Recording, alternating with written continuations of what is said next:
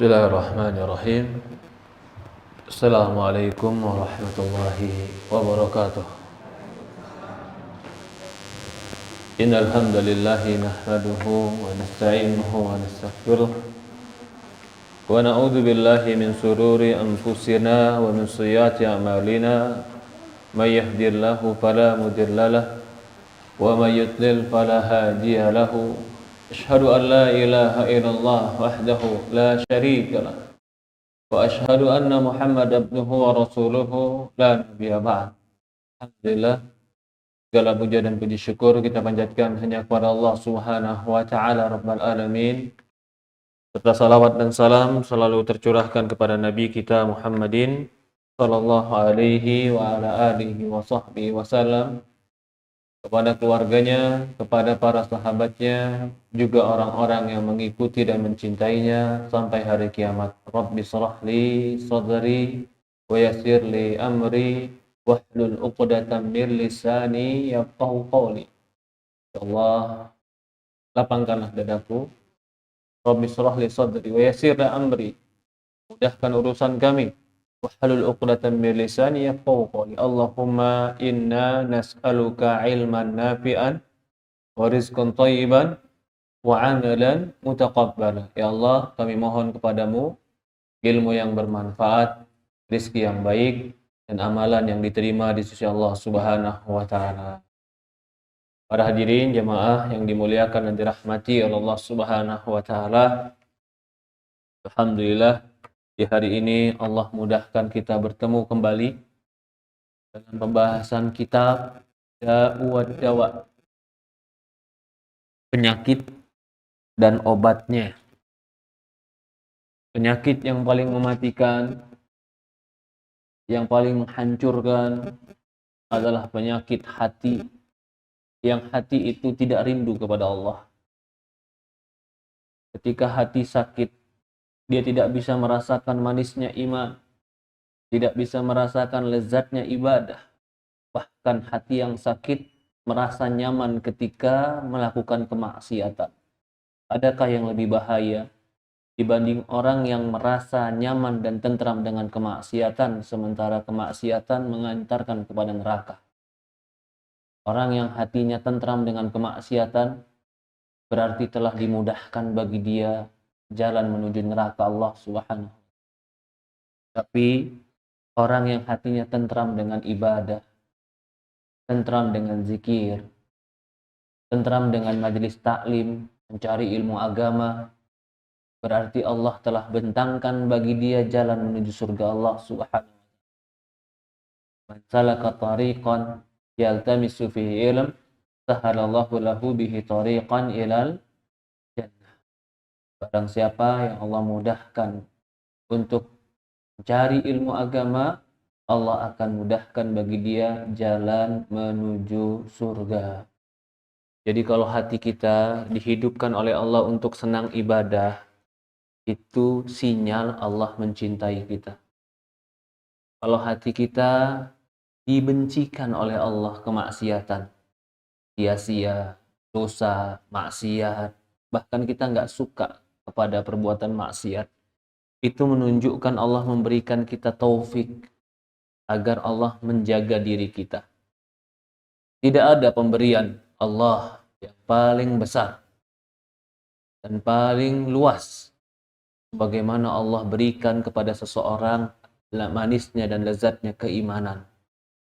Manis dan lezatnya keimanan menyebabkan dia tenang ibadah, tentram zikir, nyaman majelis taklim.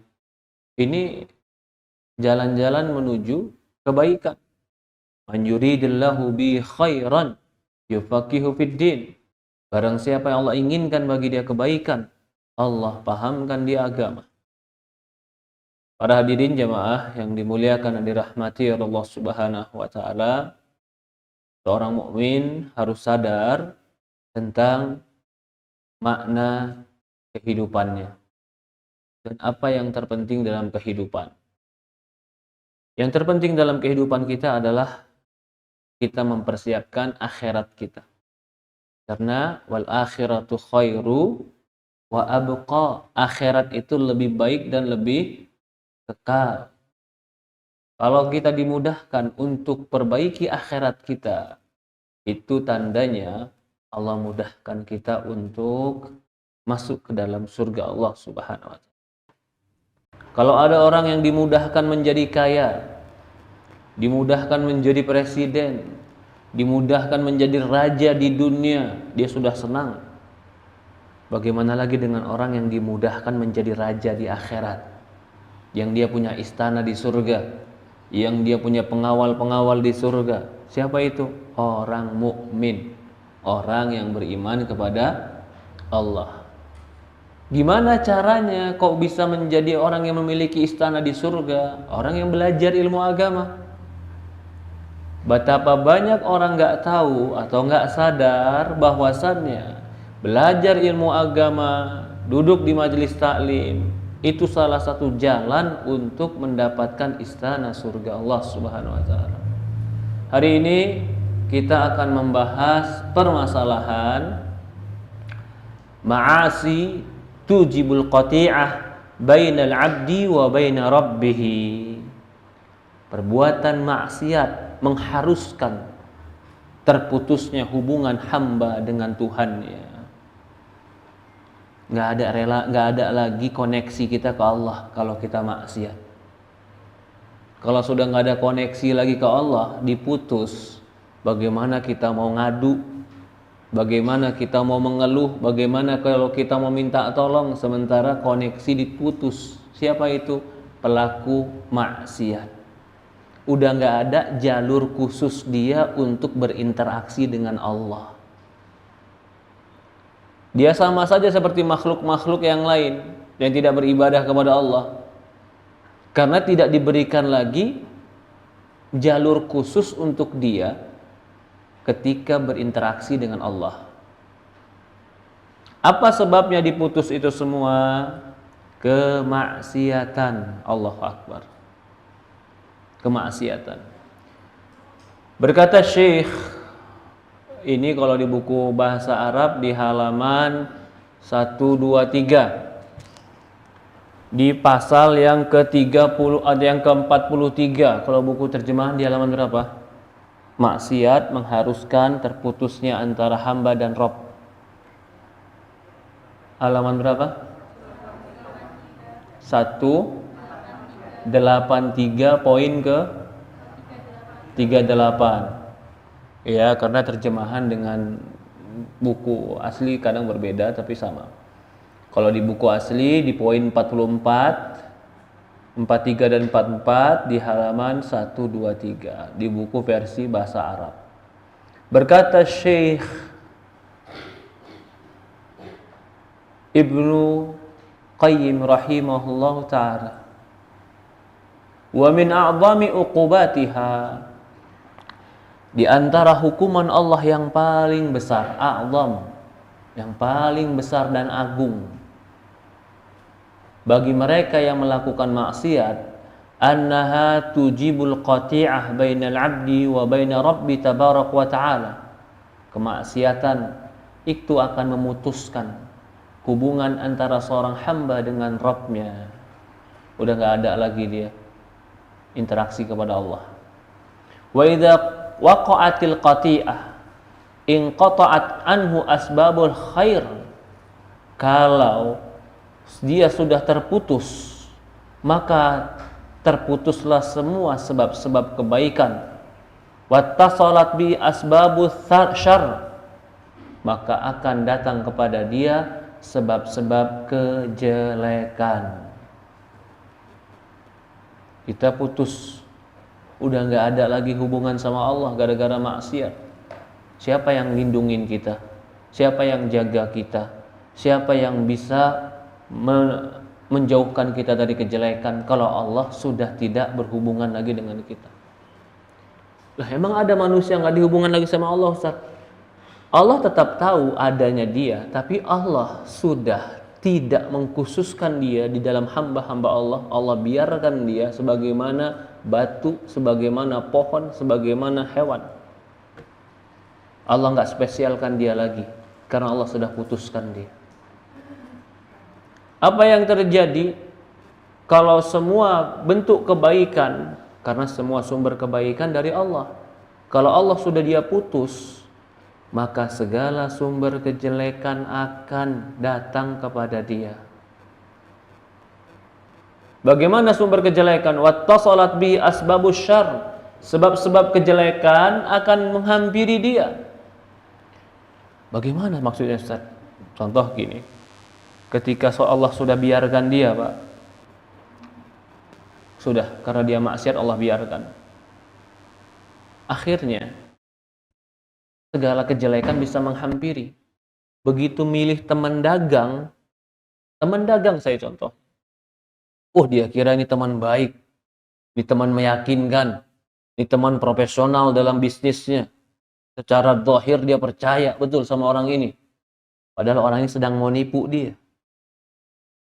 Tapi Allah hilangkan firasat itu dalam diri dia dan dia dibiarkan berhubungan dengan orang yang akan menghancurkan dirinya. Allah nggak kasih firasat itu. Allah nggak kasih tanda. Allah nggak kasih sinyal orang itu jahat. Enggak. Allah biarin. Kenapa? Dia memutuskan hubungan dengan Allah. Allah biarkan dia dengan dirinya sendiri. Itu kalau masih teman dagang. Kalau kita ketipu teman dagang, kecewa nggak? Kecewa, Ustaz. Uang kita nyangkut sama dia. Oke, ketika uang kamu nyangkut, kamu masih bisa lepas nggak dari dia? Ya bisa, Ustaz, saya lepasin aja dia, udah. Cukup tahu aja saya sama dia. Oke, itu ketika teman dagang. Gimana kalau kamu dibiarkan oleh Allah salah milih mantu? Bener nggak? Hah? Dibiarin sama Allah salah milih mantu. Ya Ustadz, mau dilepas, anak udah sama dia, nggak dilepas. Serba salah, Ustadz. Kalau dagang, kita lepas selesai, udah. Kita cari teman dagang yang lain. Tapi kalau kehidupan, keseharian, dari mana kita tahu? Enggak, Ustadz, kelihatannya baik. Ketika pertama datang santun, orang keluarganya baik, bicaranya juga baik, penampilan juga berpendidikan. Itu kan baru kenal. Begitu udah kenal beneran, ternyata Allah hilangkan sinyal-sinyal itu orang jelek itu. Sampai kita nggak tahu ternyata dia orang jelek. Kenapa Allah hilangkan? Kenapa Allah biarkan? Kenapa Allah putus hubungan tadi? Karena memutus hubungan dengan Allah. Itu salah satu contoh. Ketika diputuskan hubungan sama Allah, syarru ya'ti ilaih. Kejelekan akan menghampirinya. Ya. Kata Syekh kemudian, bi'ai falah, bi'ai najah, bi'ai abus, li'an qata'an asbabul khair. Gimana mau selamat? Gimana mau sukses? Bagaimana dia mau berhasil kalau segala sebab kebaikan sudah diputus oleh Allah? Nggak berhasil dia. Nggak bisa sukses dia. Mungkin dia lihat sukses, dia lihat ini jalan kebaikan, padahal itu adalah jalan kejelekan. Oh, dia lihat Ustadz, saya kayak ditawarin jadi apa?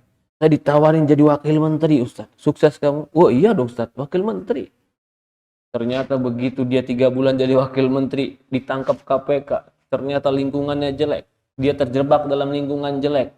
Yang dia lihat, dia sedang diangkat, padahal itu jalan dia untuk dia dijatuhkan. Sadar nggak dia begitu? Tidak sadar. Kenapa? Allah biarkan dia tanpa sinyal kejelekan karena dia memutus hubungan dengan Allah. Tapi kalau orang yang berinteraksi dengan Allah baik, ibadah dengan Allah baik, begitu dia mau ngambil keputusan, Allah langsung kasih sinyal. Jangan. Bahaya. Hati-hati. Allah lindungi dia. Sehingga firasat dia, keputusan dia, pikiran dia, tingkah laku dia dibimbing sama Allah. Tidak mengambil keputusan yang tidak mencelakakan dirinya. Siapa yang ngasih tahu itu sebelum terjadi? Siapa yang memberikan sinyal itu sebelum terjadi? Allah. Butuh nggak kita sama Allah? Sangat butuh. Maka orang yang bermaksiat inqata'at asbabul khair. Semua sebab-sebab kebaikan akan Allah tutup. Yang dia anggap baik, padahal ternyata cara Allah membiarkan dia terjerumus pada kejelekan. Ya subhanallah, banyak nggak orang seperti ini? Banyak. Banyak orang seperti ini. Allah putuskan bagi dia sebab-sebab kebaikan sehingga dia menganggap yang dia ambil keputusan adalah baik padahal itu sebab keburukan. Loh gimana caranya Ustadz supaya kita nggak salah seperti itu? Supaya kita terlindung. Ittisalu billah. Perbaiki hubungan dengan Allah. Loh gimana perbaiki hubungan dengan Allah? Kita harus suci, Ustadz, nggak pernah dosa sama sekali. Nggak mungkin, kita bukan malaikat. Tapi paling tidak jangan terus-menerus dalam berbuat dosa. Berubah. Perbaiki ibadah, perbaiki sholat, perbaiki tauhid, perbaiki tawakal, perbaiki hati khasyatillah, takut kepada Allah. Kalau ini sudah tumbuh dalam diri kita, Allah akan bimbing kita. Allah akan arahkan kita kepada arah-arah yang baik. Tidak mungkin orang yang hubungannya baik sama Allah, Allah biarkan dalam jalan yang salah. Tidak mungkin orang yang sering memanggil Allah, mengangkat tangan kepada Allah, memuji dan menyanjung Allah, Allah biarkan dalam kecelakaan. Gak mungkin. Allah Arhamar Rahimin. Allah Maha Pengasih dan sangat mencintai. Kalau ada orang manusia saja, manusia ini sesama manusia, kalau ada orang yang selalu menjaga silaturahmi sama kita, menjaga hubungan sama kita, berbuat baik sama kita, lalu kita tahu dia akan terjerumus pada kejelekan, kita biarin dia atau kita kabarin sama dia?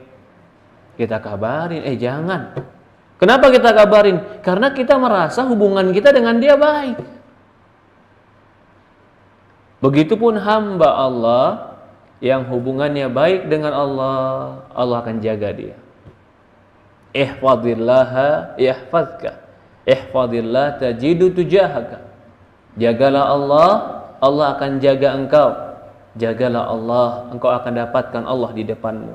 Jadi setiap saat, setiap detik, setiap waktu kita sangat butuh dengan pertolongan Allah.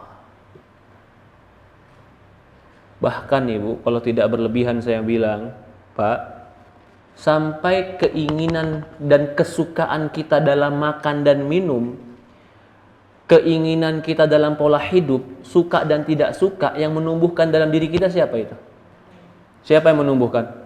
Allah. Padahal pola hidup kita, pola makan kita mempengaruhi kesehatan dan hidup kita. Dipahami maksud saya?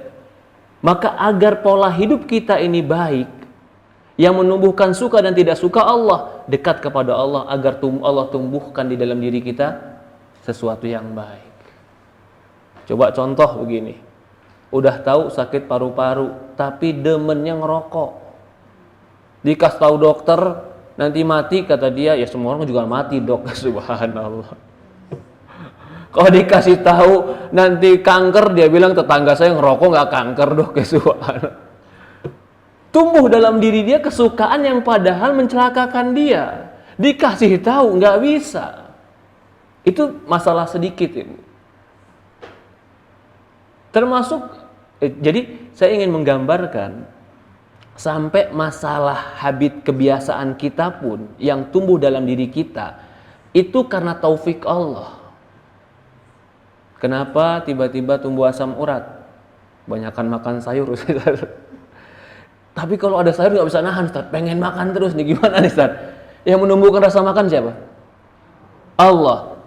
Coba Allah hilangkan rasa makan itu, jadi pengen makan nggak? Enggak, secukupnya saja, Ustaz. Makan secukupnya, tidur secukupnya, istirahat secukupnya.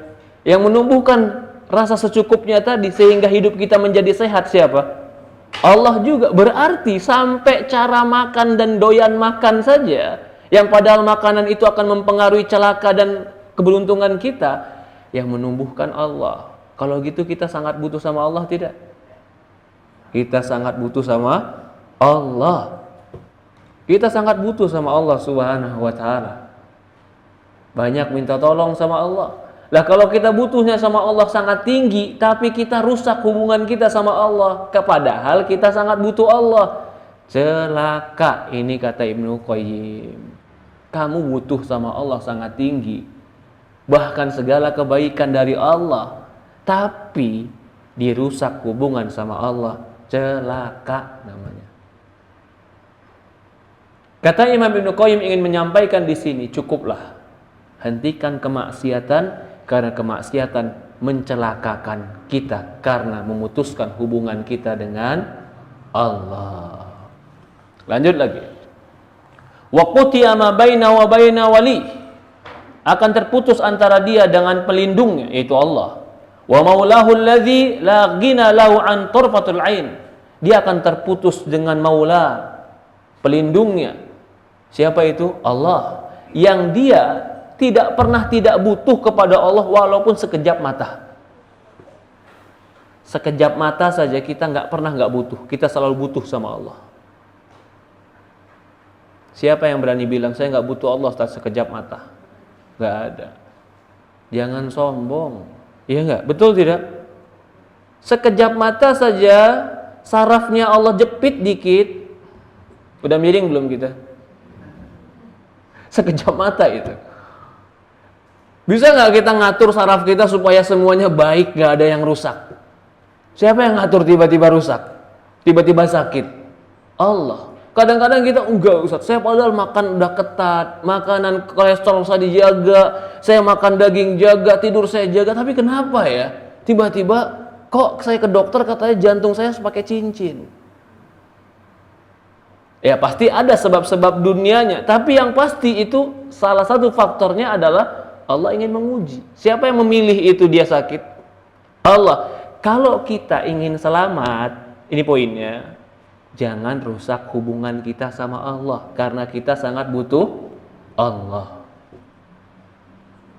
Berani merusak hubungan dengan Allah, sekejap mata pun kita tidak pernah tidak butuh Allah, pasti butuh Allah.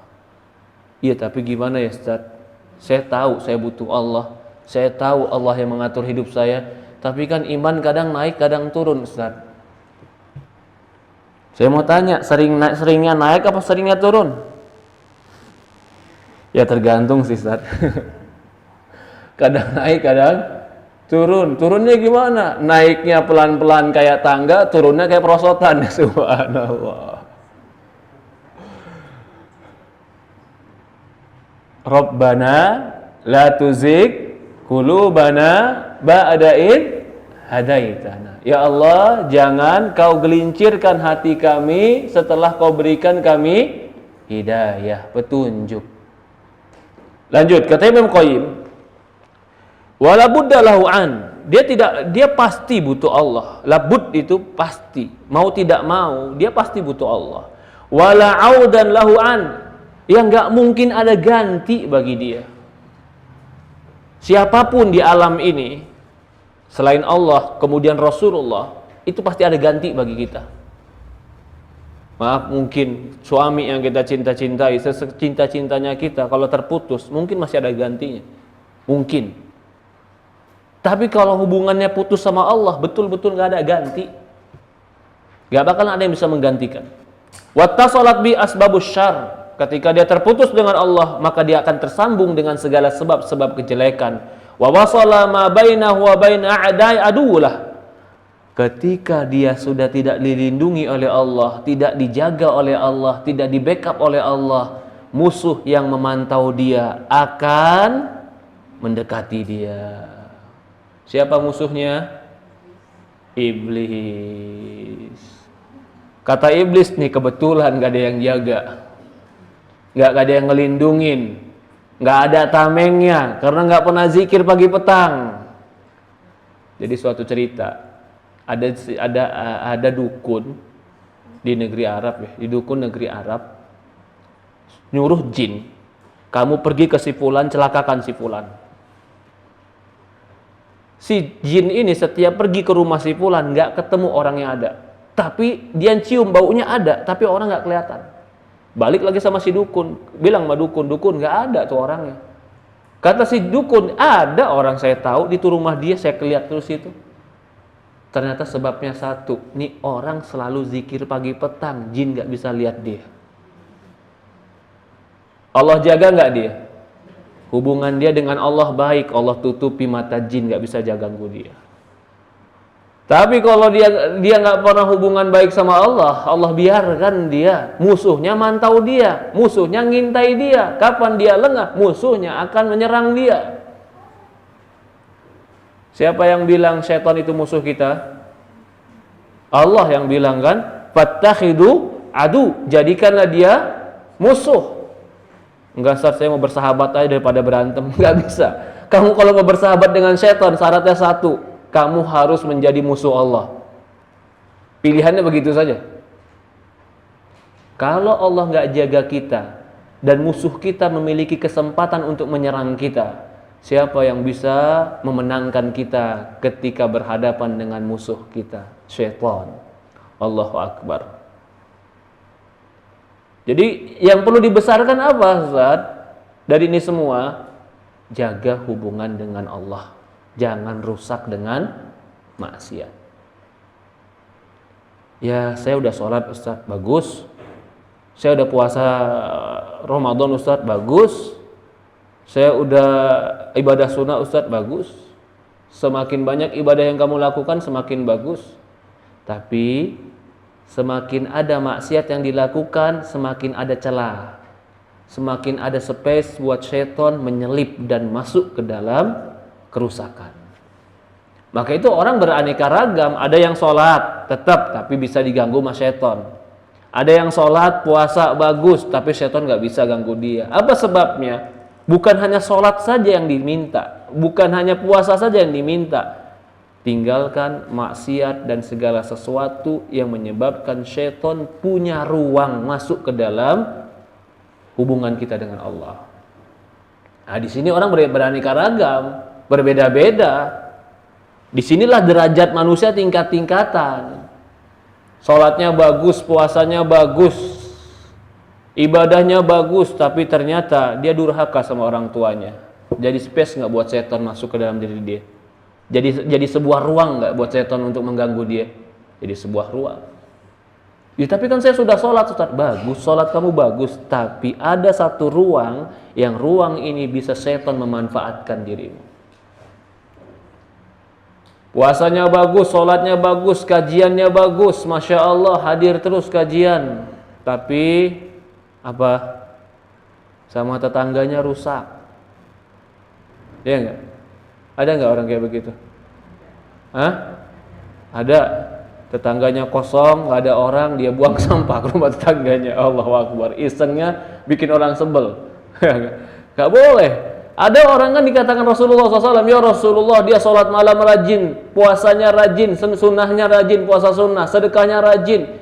Tuh di jirana, ya Rasulullah, tapi dia ganggu tetangganya. Di mana dia ya Rasulullah? Apa kata Rasulullah jawabannya? Dia di neraka.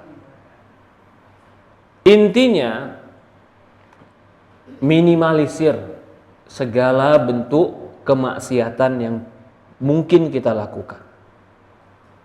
Walaupun memang manusia tidak akan pernah bisa suci dari dosa, tapi paling tidak minimalisir dosa. Kalau seandainya berdosa, beristighfar dan segera perbaiki perbuatan dosa dengan taubat. Innallaha yuhibbut tawwabin wa yuhibbul mutatahhirin. Sesungguhnya Allah mencintai orang-orang yang bertaubat. Artinya pernah salah, pernah tergelincir, ada kekurangan, tapi dia ngaku salah, taubat sama Allah. Apa sih yang termasuk dosa yang sebenarnya besar tapi dianggap kecil?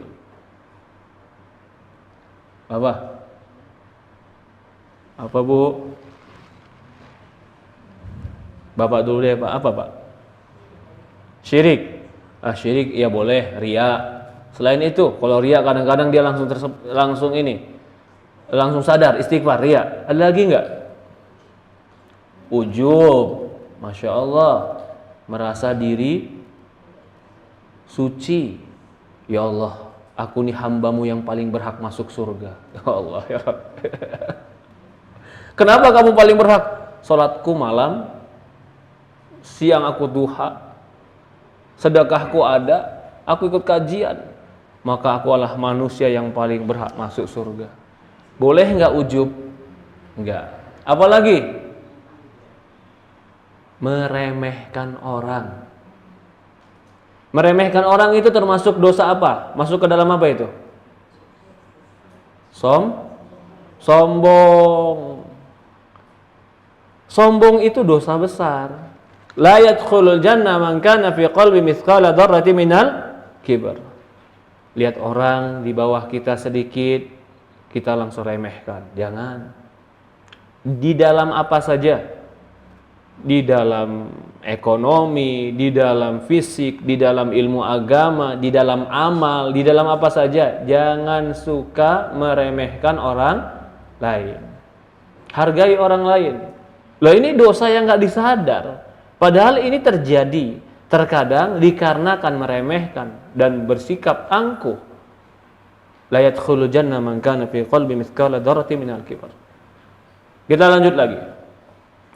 Kata Imam Al-Qayyim, ketika Allah tidak melindungi dia dari musuhnya, fatawallahu adu, musuhnya lah yang akan melindungi dia, berkuasa kepada dia. Wa takhalla anhu waliyuhu.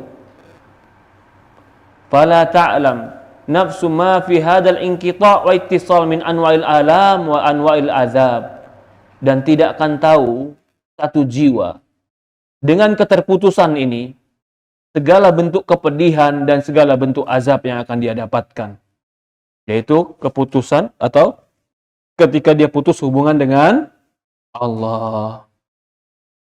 Jadi ada orang punya masalah, begitu dia punya masalah malah dia kesal sama Allah. Kalian aja, saya kalau gitu mau libur sholat, saya nggak mau sholat lagi. Kenapa? Karena Allah kasih saya ujian. Kalian aja, saya nggak mau lagi ikut kajian. Kenapa? Saya mau kesel sama Allah. Lah, kamu diuji, malah kamu putus hubungan sama Allah, nanti yang akan datang kepadamu adalah syaitan. Yang akan menguasai dirimu adalah syaitan. Ketika Allah tidak lagi melindunginya, maka syaitan akan menguasainya. Wa qala ba'dus salaf, maka sebagian ulama salaf mengatakan, ra'aitul abda mulqa bainallahi subhanahu wa bainasy syaitan, fa inna a'radallahu anhu tawallau syaitan, fa in tawallahu Allahu lam yaqdir alaihi syaitan. Aku, kata para ulama, aku melihat hamba itu berada di hadapan antara Allah dan syaitan. Kalau dia berpaling dari Allah, maka syaitan akan menguasai dia. Tapi kalau dia berlindung kepada Allah, syaitan tidak akan mampu menguasainya. Wa qad qala Allah Ta'ala, Allah berfirman pada surat Al-Kahfi ayat 50. Ini dalil kalau berpaling dari Allah akan terperangkap dengan syaitan. Kalau mendekat dan berlindung kepada Allah, syaitan tidak akan mampu menguasai kita. Surat apa? Al-Kahfi ayat 50.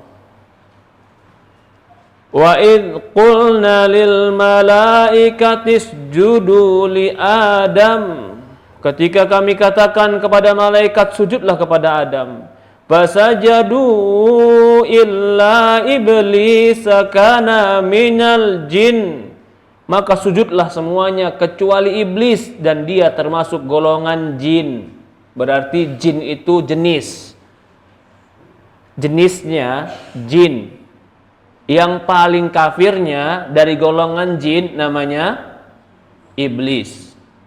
Syaitan itu sifat iblis. Manusia itu jenis, termasuk manusia yang paling kafirnya adalah Fir'aun.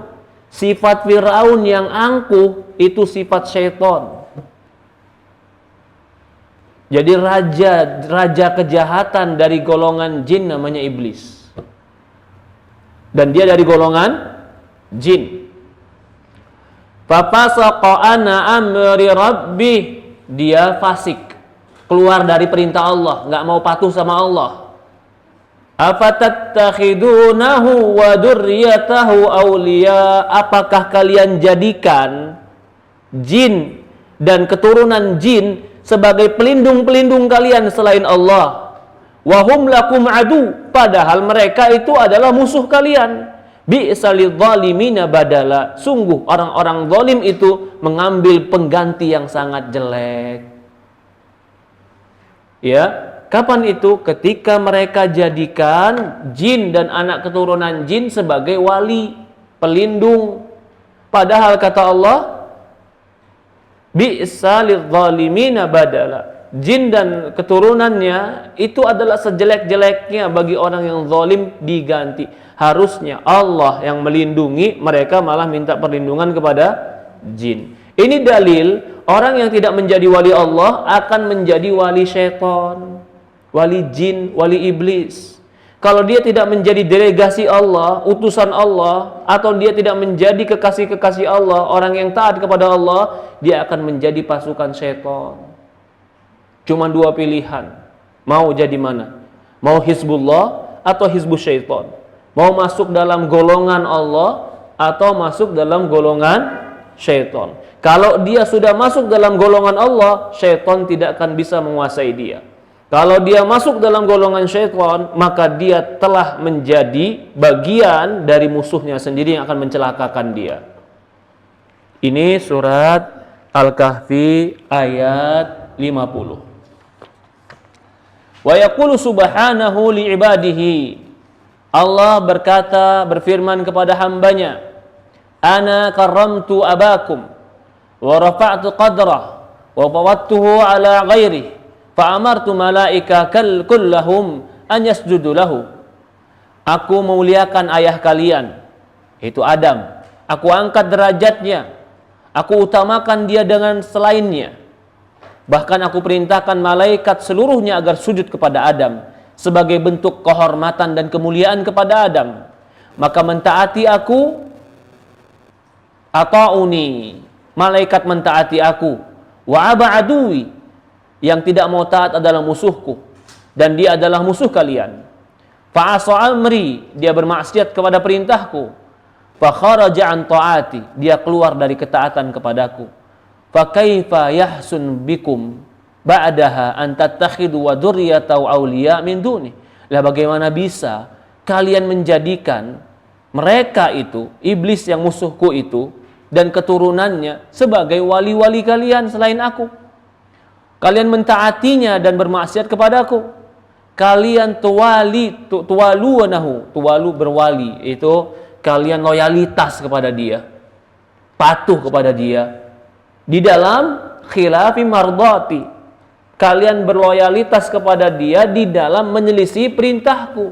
Wa huwa a'da'i aduwalakum, padahal dia musuh yang paling bahaya untuk kalian. Fawilayatuhum adu wa qad amartukum bi'ibadatihi. Maka fawalaitumul aduwi, kalian telah menjadikan musuhku sebagai wali, dan aku telah memerintahkan kalian amaratukum bi'ibadatihi mu'adatihi, padahal aku telah memerintahkan kalian untuk bermusuhan dengan dia. Ini maksudnya bagaimana mungkin kita menjadikan ketaatan, kepatuhan kepada iblis, sementara iblislah yang bermaksiat kepada Allah. Wa man wala a'da'il maluk kana huwa a'da'uhu inda sawa. Barang siapa yang berloyalitas dengan musuhnya para raja, maka dia akan menjadi musuh para raja itu. Rajanya bermusuhan, berperangan dengan orang lain, lalu kita berloyalitas dengan musuhnya raja, ya otomatis kita akan jadi musuhnya raja. Sekarang Allah bermusuhan dengan iblis. Lalu kita berloyalitas dengan iblis, mentaati perintahnya, mengikuti keinginannya. Maka secara tidak langsung akan menjadi musuh Allah. Fa innal mahabba wa ta'ah la tatimu ila mu'ada wa adai muta' wal muwalata awliya'i. Nah, ini penting. Bahkan di dalam buku di sini dimerahin. Karena kecintaan, ketaatan tidak akan sempurna kecuali memusuhi musuh-musuh yang ditaati, yang dicintai dari wali-walinya. Oke? Ketaatan, kecintaan tidak akan sempurna kecuali kita juga memusuhi musuh-musuh yang kita cintai. Maksudnya gimana? Gini, kita cinta nggak sama orang tua kita? Kita cinta nggak sama ibu kita? Cinta. Ada orang caci maki ibu kita. Posisi kita gimana harusnya? Hah? Posisi kita ngapain? Belain ibu. Kalau kita berkasih sayang dan kita loyalitas kepada pencela ibu kita, berarti kan secara tidak langsung kita akan bertentangan dengan ibu kita. Bentuk kecintaan kita kepada ibu kita akan menjadikan dia juga musuh. Karena kau telah menyakiti orang yang kucintai. Itu kan naluri. Fitrah tidak itu? Fitrah. Sekarang, iblis itu musuh Allah. Bagaimana bisa musuh Allah kita taati? Bagaimana bisa musuh Allah kita dekati? Kalau kita mendekati musuhnya raja, maka kita akan menjadi musuh raja tersebut. Ini maksudnya. Kalau kita, lah bagaimana taat sama iblis Ustaz, taat sama setan bagaimana Ustaz? Ini juga beraneka ragam. Tingkatannya sangat banyak. Yang paling tinggi taat sama iblis, beribadah kepada iblis. Bagaimana ibadah kepada iblis Ustaz? Ya ritual-ritual dukun, ritual-ritual setan, supaya setan bantu dia. Itu yang paling tinggi. Tapi yang paling rendah gimana? Dia masih sholat, oke. Dia masih puasa, oke. Tapi ketika iblis bisikin, udah lakuin aja yang haram sedikit, nggak apa-apa kan puasa kamu banyak. Ntar juga puasa kamu nutupin dosa kamu, lakuin aja dikit dosa. Akhirnya bilang apa? Bener juga nih, kayaknya nggak apa-apa deh, Allah kan maaf lagi maha pengasih kan. Kan kata Ustadz Allah maha pengasih. Akhirnya dia ikutin. Walaupun kadarnya sedikit, nah ini tadi, tergantung sebesar apa kadar loyalitas dan ketaatan kepada iblis. Semakin besar loyalitasnya, semakin rusak hubungan dengan Allah. Kalau yang tadi sampai beribadah, sampai melakukan ritual, sampai melakukan ketaatan kepada iblis, sudah itu putus habis sama Allah. Nggak ada lagi. Tapi kalau dia tetap sholat sama Allah, tapi kadang-kadang dia masih mentaati atau mengikuti perkara-perkara syaitan. Di antara perkara syaitan apa? Syaitan tuh sukanya ngadu domba, membuat kebencian. Itu perbuatan syaitan. Memecah belah keluarga, memecah belah suami istri. Dengan apa caranya? Ya, kalau udah paling dahsyat adalah dengan namimah. Apa namimah? Ngadu domba. Ya. Udah baik-baik hubungan sama suami. Baik hubungan sama suami nggak ada masalah. Ya bahagia-bahagia aja.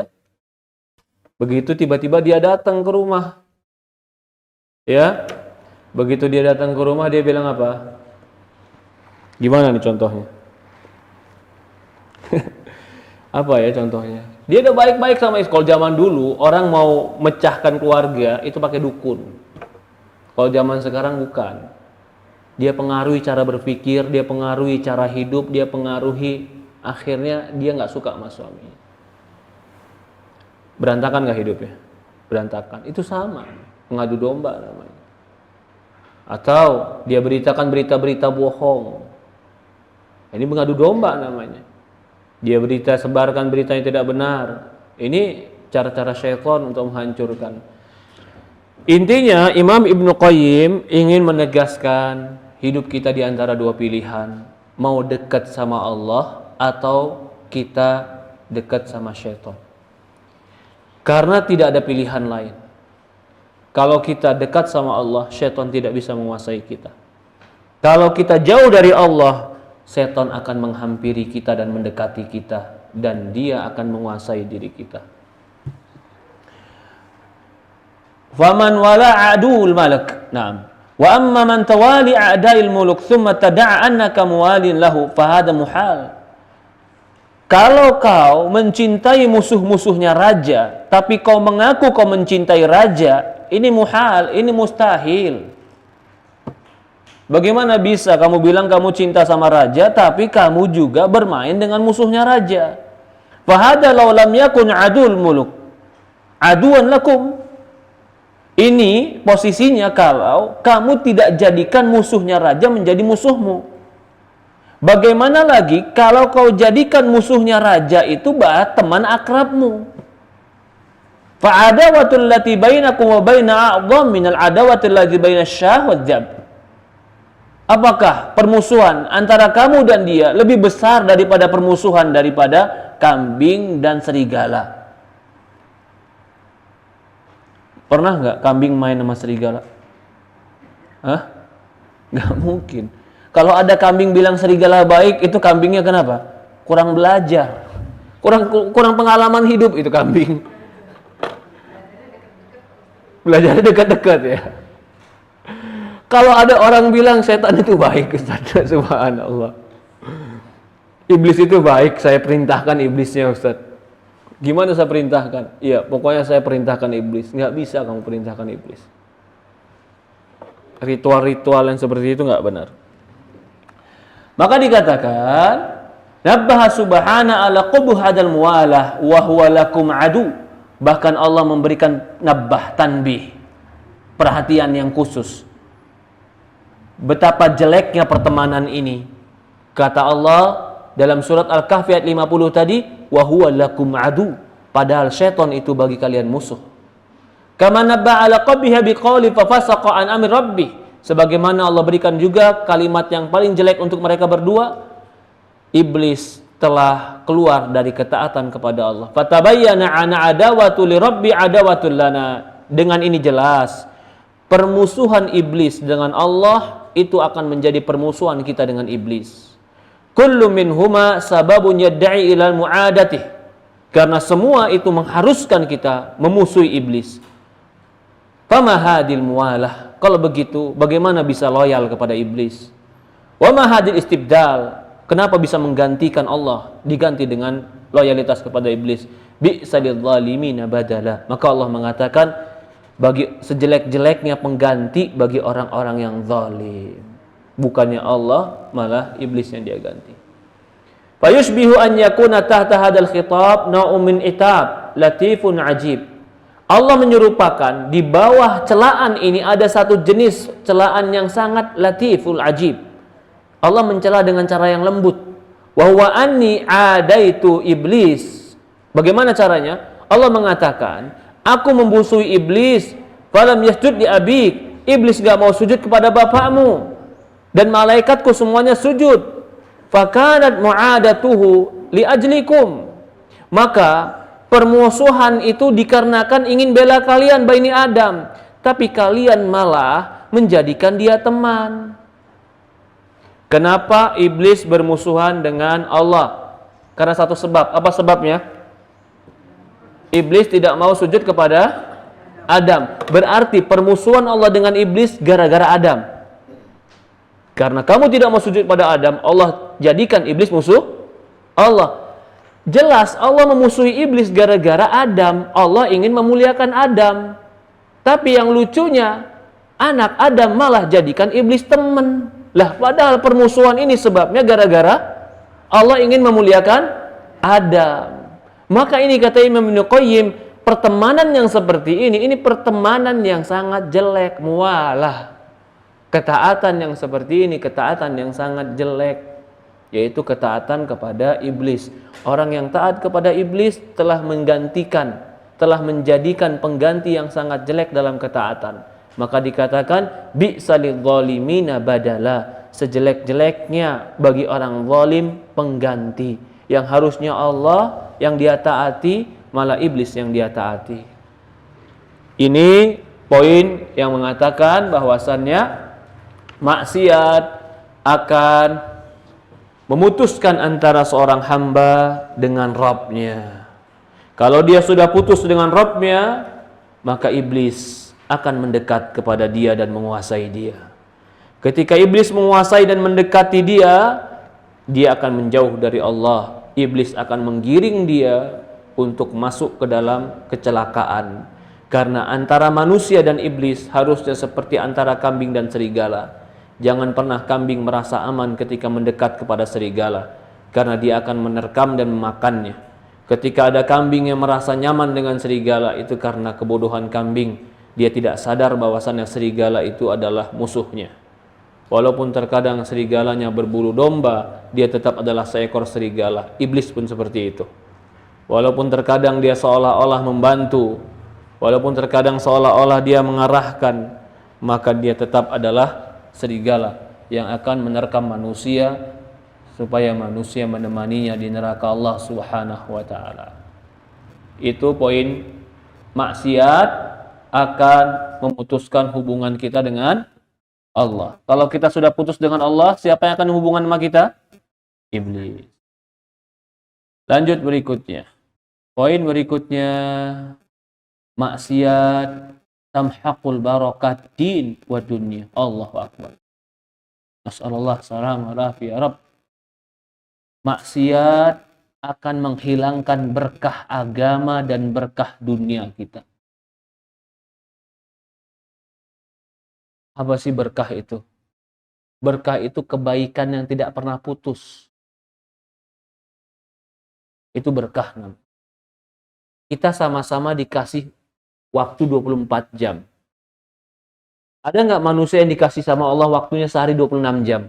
Nggak ada. Semua pasti 24 jam. Tapi ada orang 24 jam ini, dia bisa kerja, dia bisa ibadah, dia bisa silaturahmi, dia bisa berbuat baik, dia bisa baca Quran 24 jam, berkah waktu dia. Ada orang 24 jam ini nggak ada lain waktu dia cuma makan sama tidur. Waktunya sama, tapi hasilnya beda. Itulah berkah namanya. Berkah dunia dan berkah agama, orang yang maksiat dicabut berkahnya. Duitnya sama, dikasih sama Allah 5 juta. Tapi yang satu 5 jutanya maksimal. Cukup buat dia, cukup buat anaknya, cukup buat hidupnya. Yang satu dikasih 5 juta, buat dia sendiri aja masih kurang, bahkan terlilit hutang. Apa yang membedakan? Berkah. Siapa yang dicabut berkahnya oleh Allah? Orang yang melakukan maksiat. Jadi jangan dikira orang yang sedikit penghasilan berarti pasti kurang, belum tentu. Allah berkahi hidup dia. Cukup saja hidup dia. Belum tentu orang yang Allah kasih banyak penghasilan secara nominal berkah buat dia, belum tentu.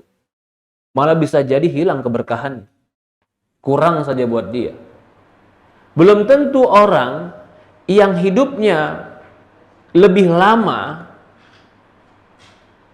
lebih banyak pahalanya dibanding orang yang hidupnya sedikit. Kenapa? Berkah waktunya. Orang yang maksiat akan dicabut berkah agamanya dan berkah dunianya. Bagaimana maksudnya? Kita bahas di sini sedikit. Wa min uqubatiha, di antara hukuman Allah pada pelaku maksiat, anna tamhaqu barakatil umur. Yang pertama, akan hilang berkah umurnya. Umurnya 50 tahun. Tapi ketika dicek sekali lagi, dihisap, dihitung amalnya, itu ternyata nggak lebih seperti orang yang baru beramal 3 tahun. Lebihnya sia-sia, nggak ada faedah, nggak ada waktu, nggak ada keuntungan. Ada ulama itu namanya Imam An-Nawawi. Imam Nawawi itu meninggal di usia 41 atau 42 tahun. Dia nggak sempat nikah. Tapi di usia 41 sampai 43 itu dia sudah menulis buku, ratusan judul, bahkan ratusan jilid buku. Yang sampai hari ini buku itu masih dipakai. Dan zaman itu belum ada komputer yang bisa nulis cepat. Semuanya pakai tulisan tangan. Kalau pekerjaan dia ini dikasih ke kita, mungkin 100 tahun juga belum selesai itu bukunya. Bener apa salahnya omongan saya? Bener juga sih, Ustaz. Satu buku aja 2 tahun belum selesai saya, Ustaz. Berkah waktu, berkah ilmu. Umurnya pendek, pahalanya banyak, itu berkah namanya. Umurnya panjang, dosanya yang numpuk, pahalanya dikit, dicabut berkahnya. Semakin panjang umur, semakin nabung dosa, itu namanya dicabut berkahnya.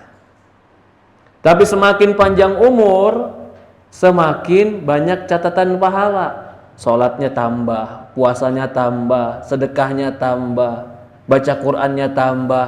Umur dia 50, dia khatam 3 kali. Sekarang ditambah Allah 52, khatamnya jadi 5 kali. Dalam 2 tahun dia tambah 2 tahun khatam, pahalanya tambah, berkah umurnya. Ada orang yang umurnya, ini maka dikatakan pertama kali, apa yang dihilangkan? Berkah umur. Jadi kehidupan dia, keberadaan dia, dikasih umur panjang, itu nggak nambah manfaat akhirat, nggak nambah manfaat dunia. Bahkan bisa jadi akhiratnya bikin dosa, dunianya bikin susah orang. Allahu Akbar. Jangan sampai kita kayak begini. Maka Rasulullah berdoa apa? Ya Allah, aku berlindung kepadamu dari pikun dan haram. Haram itu pikun. Ya kita nggak memastikan semua orang pikun pasti dia cabut barokah, tapi paling tidak orang pikun ibadahnya jadi susah nggak? Susah. Hidup dunianya nyusahin orang juga nggak? Ya, nyusahin orang, mau nggak mau kita nyusahin orang, kita bilang. Maka Rasul berdoa, ya Allah, aku berlindung padamu dari pikun. Kenapa? Kehidupannya belum tentu nambah pahala, bahkan kehidupannya bisa jadi tidak bermanfaat. Nah, ada orang yang seperti itu, dicabut berkah umurnya. Maka Rasulullah SAW ketika Fathul Mekah sudah ditaklukkan dan orang sudah banyak masuk Islam dan sudah turun ayat terakhir Quran, Al-yauma akmaltu lakum dinakum, hari ini telah kusempurnakan agama kalian. Berarti tugas sudah selesai nih. Para sahabat udah ngerti, ini tugas sudah selesai. Nggak mungkin Rasul dihidupkan lama-lama, karena tugasnya udah selesai. Begitu Rasul selesai turun Quran, selesai dia haji wada, selesai dia Fathul Mekah, selesai Quran turun, tutup terakhir ayat turun, Rasulullah sakit kemudian meninggal. Kenapa? Karena hidupnya setelah itu belum tentu menambah pahala yang banyak. Diberkahi oleh Allah Subhanahu wa taala. Begitu juga berkah rizki, berkah ilmu, berkah amal, berkah taat. Allahu Akbar. Kita mohon kepada Allah barokah. Ya, berkah ilmu kita, berkah amal kita, berkah rizki kita. Rizki kita dikit tapi banyak yang nikmatin. Alhamdulillah. Rizki kita nggak banyak tapi banyak orang yang bisa nikmatin rizki kita. Itu alhamdulillah, berkah rizki namanya. Rizki kita nggak banyak, tapi bisa memudahkan orang lain. Berkah rizki kita. Rizkinya banyak, uangnya banyak secara nominal, tapi masih kurang. Bahkan semakin banyak uang, semakin timbul hasrat ingin dosa dan maksiat. Hati-hati. Nah, ini juga ujian nih. Semakin banyak rizki, semakin banyak dunia, tapi ujiannya semakin tumbuh dalam diri hasrat berbuat dosa. Wabil jumlah tamhaqu barakatid din wa dunya fala tajidu aqal bil barakah fi umrihi wa dinihi wa dunya mimman asallah. Secara umum, orang yang bermaksiat kepada Allah akan hilang berkah agama dan dunianya. Kau tidak akan dapati orang yang paling sedikit berkah dalam umurnya dan agamanya dan dunianya dibanding orang bermaksiat kepada Allah. Nggak sadar dia maksiat. Ternyata tiba-tiba umurnya udah 40 saja. Kerjaannya udah nggak jelas. Belum menikah juga. Kehidupan berantakan. Ternyata hidupnya udah berjalan begitu saja. Wa min muhiqatil barakah minal ardi illa bima'asiyatil khal. Dan tidaklah Allah cabut berkah di muka bumi kecuali disebabkan maksiatnya Khalik. Yang tadinya bisa panen tanah, tiba-tiba tanahnya paceklik. Yang tadinya mau turun hujan, tiba-tiba jadi panas. Yang tadinya sudah mau panen, tiba-tiba turun hama. Dicabut berkah sama Allah. Kenapa? Disebabkan maksiat. Maksiat menyebabkan hilangnya berkah. Allah berfirman dalam Al-Quran surat Al-A'raf ayat 96. Surat apa? Al-A'raf ayat 96. Walau anna ahlal qura amanu wattaqau lafatahna alaihim barakatim minas samai wal ardh. Kata Allah, kalau seandainya satu penduduk desa itu beriman dan bertakwa. Iman dan takwa lawan maksiat. Kalau kamu beriman dan bertakwa, la fatahna alaihim barakatim minas samai wal ardh. Kami akan bukakan bagi mereka berkah dari langit dan dari bumi.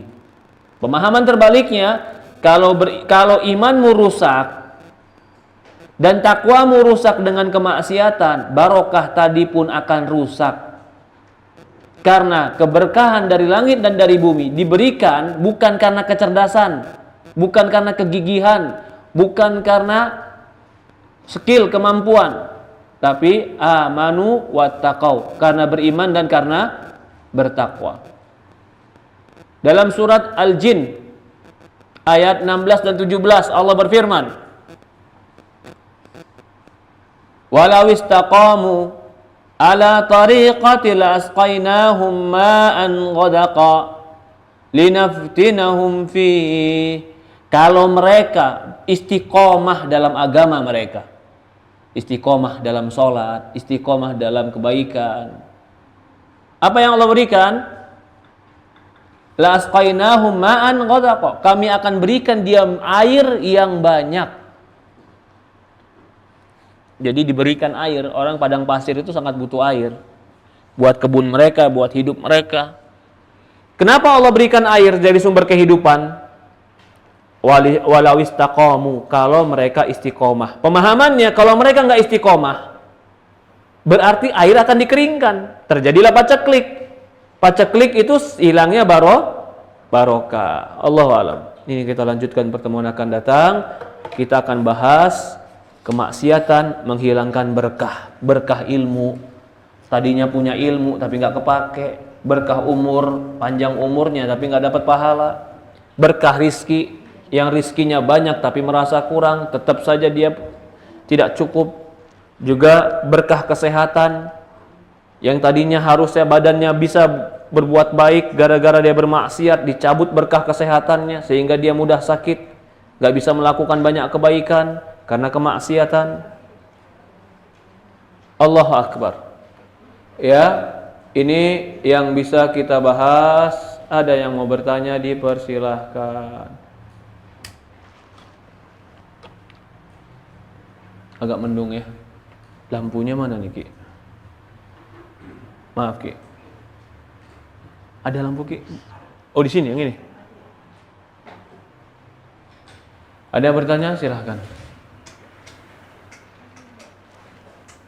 Oke, Masya Allah. Jadi apa yang kita ambil hari ini? Apa yang kita ambil hari ini, Mbak Gina? Pelajarannya.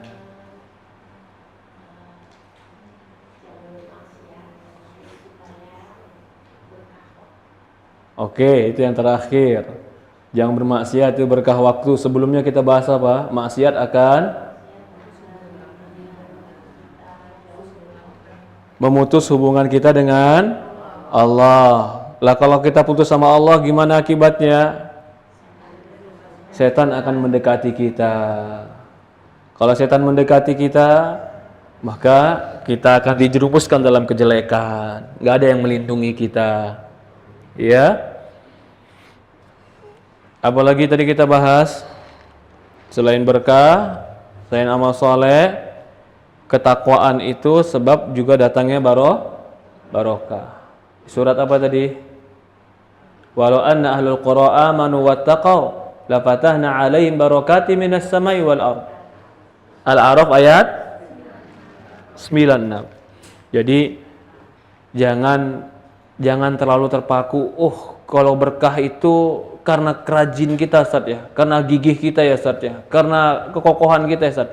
Itu nomor sekian. Itu bisa jadi nomor 2, nomor 3 bisa jadi.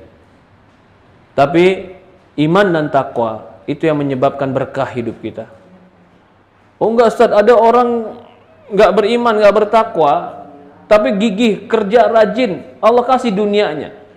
Allah bicara berkah, bukan kasih dunia.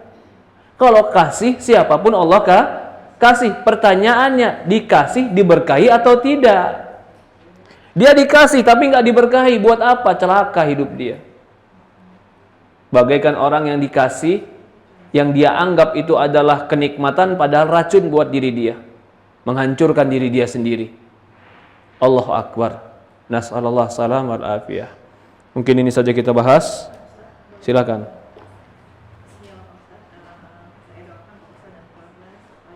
Jazakallahu khair. Amin wa iyyakum.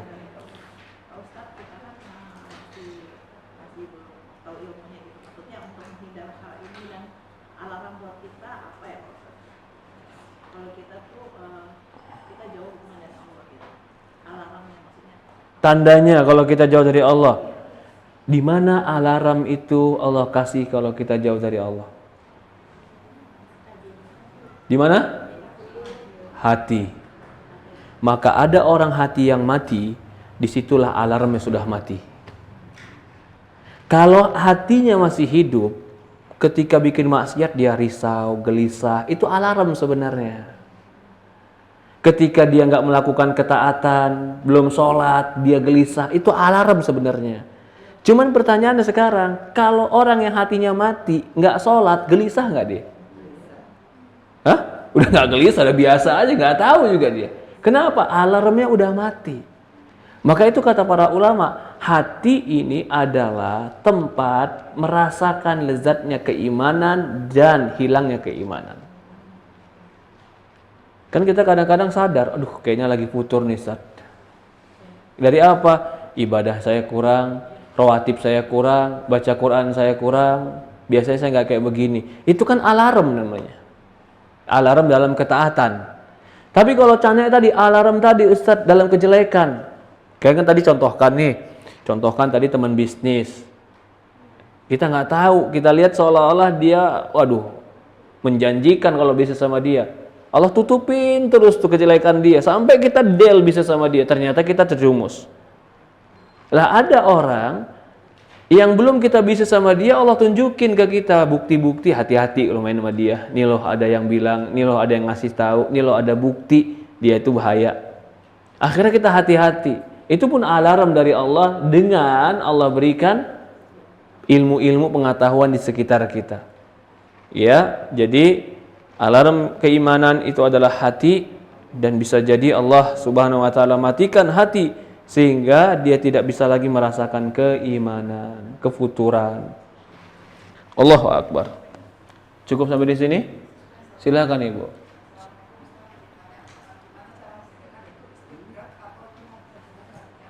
Oke. Bagaimana membedakan istidraj dan itu karunia Allah? Kalau dikasih nikmat dunia dan nikmat itu mendekatkan kita kepada Allah, itu karunia. Kalau kita dikasih nikmat dunia, tambah jauh dari Allah, itu istidraj. Jadi bedanya itu aja. Oh dikasih Allah dia, proyeknya lancar, Masya Allah, terus jalan, ternyata dia malah haji. Berarti itu nikmat dari Allah. Dikasih Allah dia proyeknya lancar, tapi malah dia maksiat. berbuat jelek, istidraj dari Allah. Jadi barometer dan ukurannya adalah apakah mendekat kepada Allah atau dia menjauh kepada Allah. Allah musta'an. Ada lagi yang lain? Ya, silakan Ibu.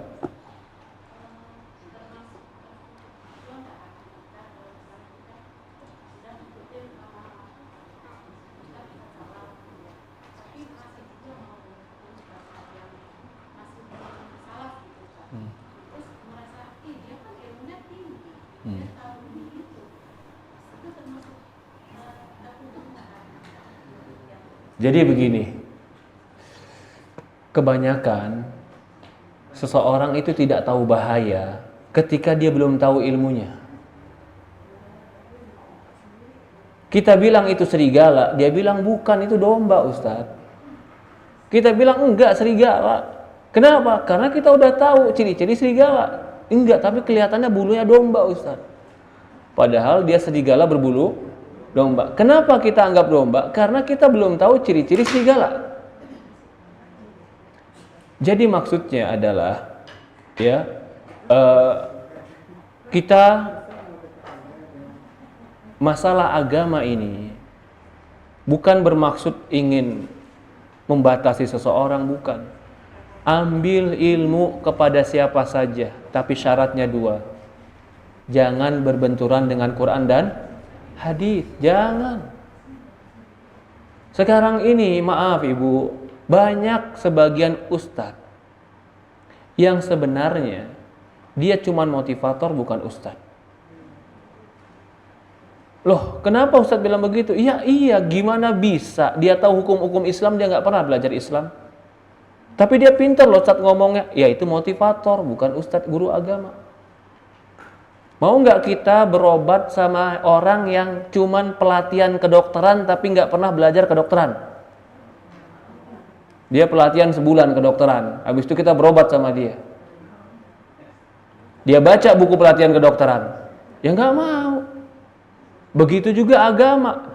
Lah kalau memberikan motivasi silahkan, tapi kalau belajar ilmu agama, berbicara ilmu agama, itu harus sama orang yang belajar.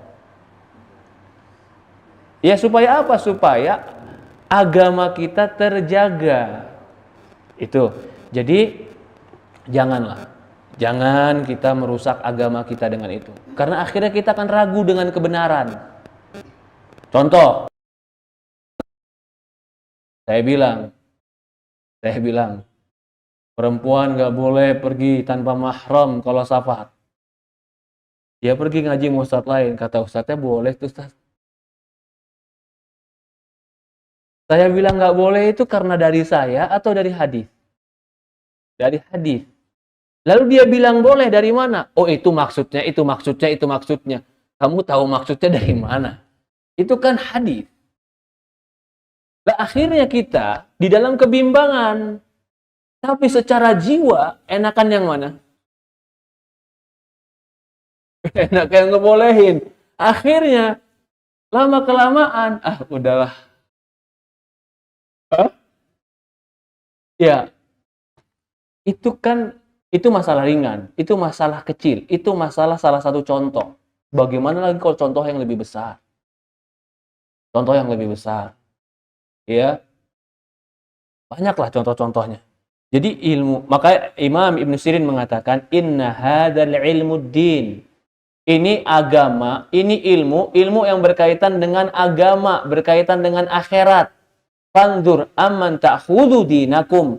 Hati-hati dari mana kalian ambil keyakinan akhirat kalian. Itu saja poinnya. Jadi kalau ditanya apakah termasuk butanya hati, kalau saya lihat kebanyakan orang bukan butanya hati, kurangnya ilmu. Kurang ilmu sehingga dianggap ya santai aja sih Ustaz. Iya. Coba orang yang nggak pernah belajar kedokteran bicara tentang rokok, santai aja lah Ustaz rokok mah. Tapi orang yang ahli paru-paru, pernah meneliti tentang rokok, bicara tentang rokok, keras nggak dia? Keras. Kenapa berdua ini beda? Karena yang satu mendalami, yang satu tidak mendalami. Begitupun tentang ilmu agama. Ada yang betul-betul kekeh, udah. Jangan keluar dari Quran dan hadis, perkataan Rasulullah. Kenapa? Karena tahu dampak jeleknya. Buat pribadi, buat masyarakat, buat agama, buat akhirat, buat dunia. Tahu. Kalau yang satu, ya santai aja lah. Tapi santainya melanggar Quran dan hadis. Kalau tidak melanggar Quran dan hadis, ya mungkin kita masih bertoleransi. Tapi kalau melanggar Quran dan hadis, bahaya. Jadi kesimpulannya, fanzur amman ta'khudu dinakum. Perhatikan dari siapa kita ambil ilmu agama. Ini masalahnya keyakinan yang kita bawa sampai hari akhirat. Jadi ilmu agama, bahkan kalau kita tidak berlebihan, lebih penting memilih ilmu guru agama yang benar daripada memilih dokter yang benar. Pilih dokter yang salah, bahaya nggak? Bahaya, Ustadz. Orang sakitnya dibilang, orang sakitnya sakit usus buntu, dia bilang sakit emah. Akhirnya udah usus buntunya sampai meninggal, dia bilang sakit emah. Bahaya. Begitu juga orang yang salah milih guru agama. Ini nggak berlebihan, bukan bermaksud berlebih-lebihan, tapi ingin memberikan pengetahuan bahwasannya ada orang-orang yang tidak punya kemampuan dalam ilmu agama, tapi berbicara tanpa dasar dalam ilmu agama, yang akhirnya merusak keyakinan kita. Itu hati-hati. Allahu a'lam. Ada lagi? Cukup sampai di sini? Ya. Kurang lebih mohon maaf. Semoga Allah rahmati kita, Allah ampuni kita, Allah berikan kita ilmu yang bermanfaat, Allah berikan kita amal saleh dan keikhlasan dalam beramal saleh. Kita tutup dengan doa kafatul majlis. Subhanakallahumma wa bihamdi, asyhadu an la ilaha illa anta, nastaghfiruka wa atubu ilaik. Assalamualaikum warahmatullahi wabarakatuh.